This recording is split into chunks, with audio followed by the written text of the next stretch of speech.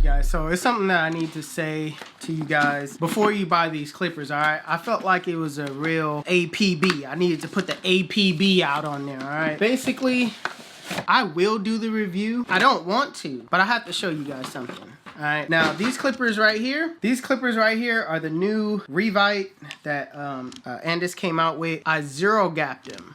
Okay, I zero gapped them. Now this is what happens when I zero gap them.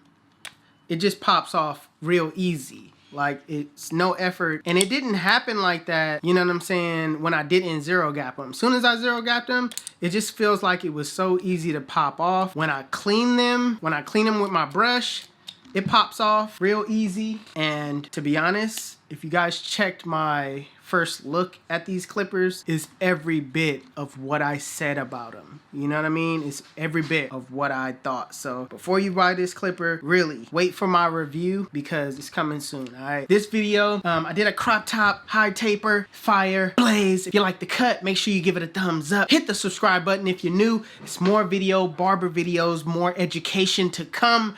Stay tuned. I'm out. Peace. Where you get your beats?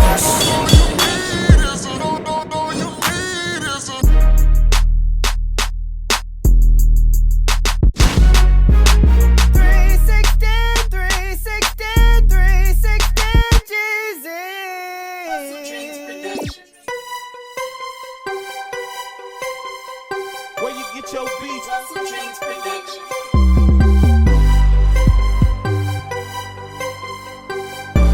So to start off this haircut, what I'm gonna do is I'm gonna saturate my client's hair with water, just damp it a little bit. What I'm doing is prepping the hair, making sure I separate the top from the bottom, and I'm doing it at the parietal ridge. The parietal ridge is the area that, you know, meets from the sides and the top. All right, it's that little pointy area on the side of your client's head. So I'm gonna part it all the way around, put my duck clips in so the hair don't fall over. Also saturate the bottom half just a little bit so it lays down.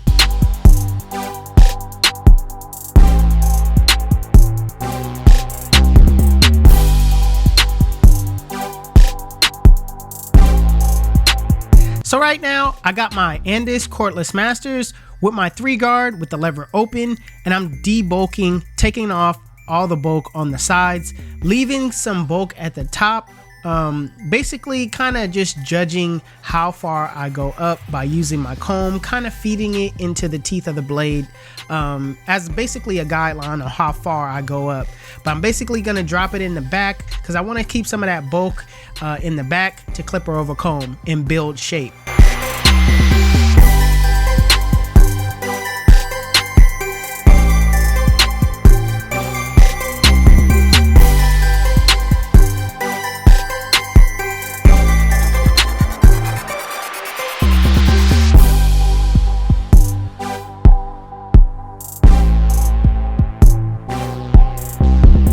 Next, what you want to do is clipper over comb. All right, I still want some of that bulk at the top, and here's how I can best describe clipper over comb. You could either use it for 1 or 2 reasons, really 3. You could use it to debulk, but that's not what we're doing right now.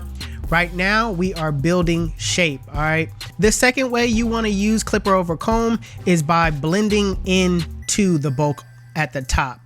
But that's technically not really what we're doing right now. What we're really doing is shaping the hair. All right, what I like to do is I like to look side to side, or, you know, look directly in front of my client and look how the shape is being built. Okay, I set my comb in and I basically judge how I want that shape to look, and I take off whatever is hanging out. All right, so make sure you guys pay attention to what you're doing. Look from side to side. Make sure you go in the front of your client, look at that shape, and basically clipper over comb from that.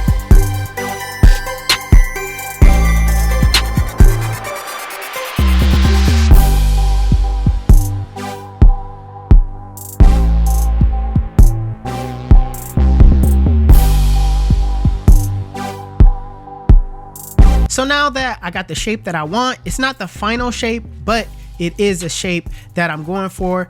I'm gonna start on the taper. Now my client wanted a high burst taper, and I'm setting my bald line using my Babyliss FX trimmers in a arrow-like shape.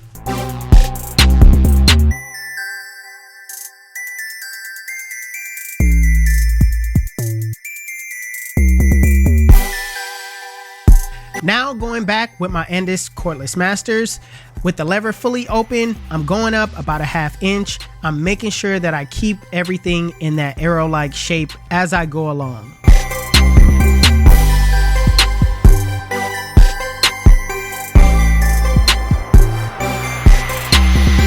So the same thing that I did with the lever open, I'm basically putting on my one guard with the lever open, doing the same exact thing, going up about a 1/2 inch, making sure I keep that arrow-like shape.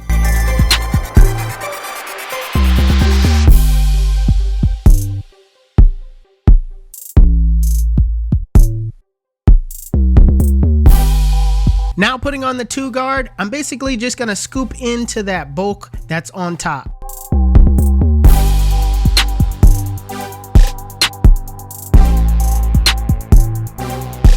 So I like to take baby steps and work my way back down with the same guards that I used to work my way up. So I went back with my 1 guard with the lever open and basically just cleaning up that area between the 1 and the 2.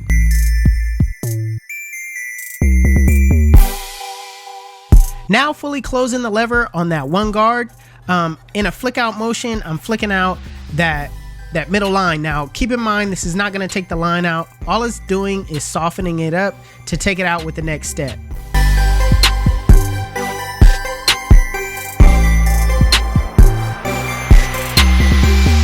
So now that middle line is softened up, I like to go with my 0 guard with the lever fully closed and flick out that middle line. All right, it makes it much easier now that the guideline is softened up. And make sure when you're doing this process to use your corners at all times.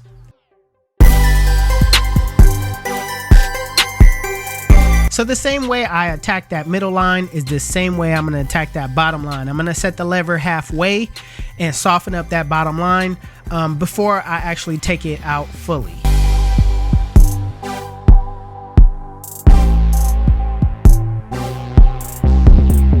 Again, now that the line is softened up, it makes it a lot easier for you to take it out. I got my lever fully closed now, and in a flick out motion, I'm flicking out that bottom line, making sure I use my corners the entire time.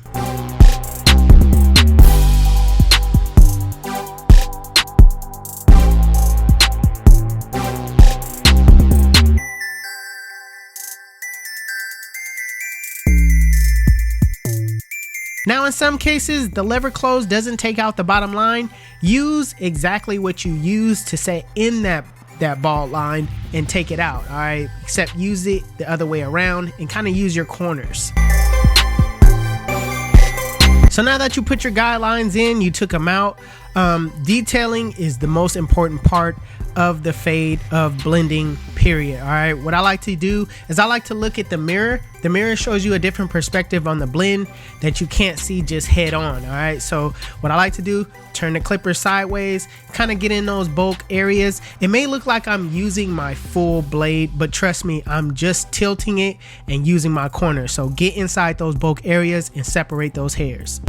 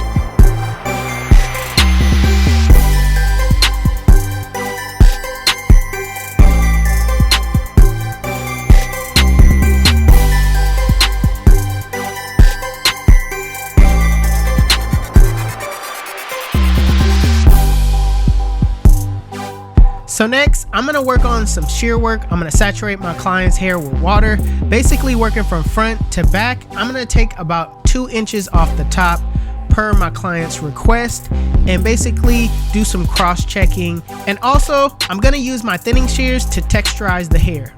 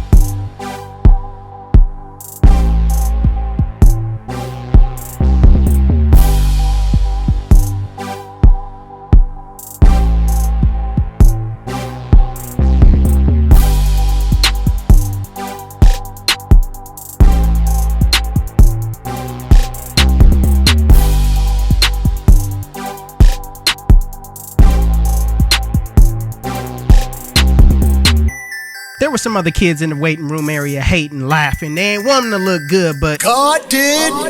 you too. This is the cut. And if you like it, make sure you give it a thumbs up. If you're new to my channel, please hit that subscribe button. Also, HustleDreamProduction, that's my brother, he does all my beats. His YouTube channel will be linked in the description below. Make sure you guys go give him a follow. Also, if you want to know where you can find any tools that you've seen in this video, links will be in the description below. Otherwise, you guys can follow me on Instagram and TikTok. My Instagram is 360Jeezy and my TikTok is official 360Jeezy. But it's your boy 360Jeezy, and I'm out of here.